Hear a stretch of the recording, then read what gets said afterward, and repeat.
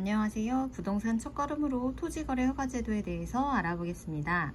현재 서울 곳곳이 토지거래 허가구역으로 지정되었습니다. 일명 토허제라고 불리는 이 용어는 부동산에 관심 있으신 분들이라면 한 번쯤 들어보셨을 겁니다. 오늘은 이 용어에 대해서 한번 정리해 보겠습니다.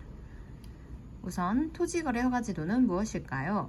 정부가 부동산의 시장의 과열을 막고 안정화시킴과 동시에 실수요자가 필요한 주택을 구매할 수 있게 도움을 주려는 제도입니다. 허가 없이 계약한 것은 등기가 불가능하고 행정 조치나 계약의 해지도 이루어질 수 있습니다. 그러므로 토지거래 허가구역에서 주택이나 상가를 매매할 경우에는 특정 조건들을 만족하는지 반드시 확인하셔야 예기치 못한 불상사를 피하실 수 있습니다. 토지거래 허가제도로 투기를 막고 부동산 시장을 안정화시키려고 실행한 것이기에 부동산 시장을 전체적으로 둔화시킬 수 있다는 우려를 사기도 합니다. 하지만 실수요자들은 이 위기를 기회로 삼아 상급지로의 이동 계획을 세워볼 수 있을 것입니다.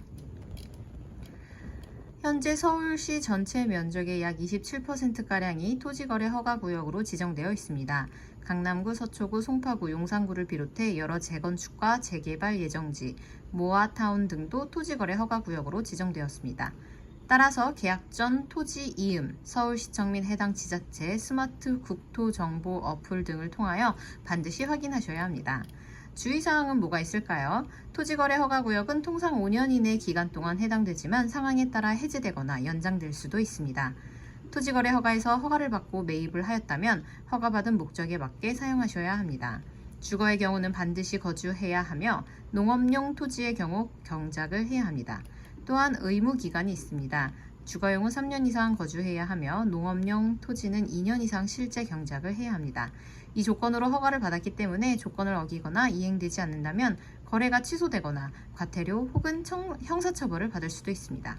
따라서 토지거래 허가구역에서 토지를 매입하려는 경우 단순히 매매 가격과 위치만 고려해서는 안 됩니다. 허가 목적, 의무 기간, 실제 활용 계획까지 충분히 검토해야 안전하게 거래할 수 있습니다. 특히 거주 계획이 없는 상태에서 주거용 허가를 받거나 실제 농사를 지을 수 없는 상황에서 농업용 토지를 매입하는 것은 추후 큰 문제가 될 수 있습니다.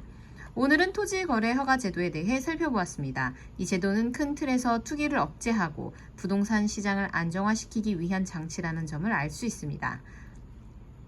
특히 실수요자라면 토지거래 허가제도의 목적과 절차를 잘 이해하고 이를 기회 삼아 평소 관심 있던 지역으로의 주거 이동이나 토지 활용 계획을 세워볼 수 있습니다.